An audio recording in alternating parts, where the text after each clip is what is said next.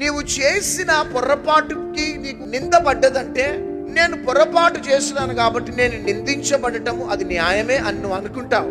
కానీ నీవు ఏ పొరపాటు చేయకపోయినా నింద మోపితే అది భయంకరమైన మానసికమైన ఒత్తిడి.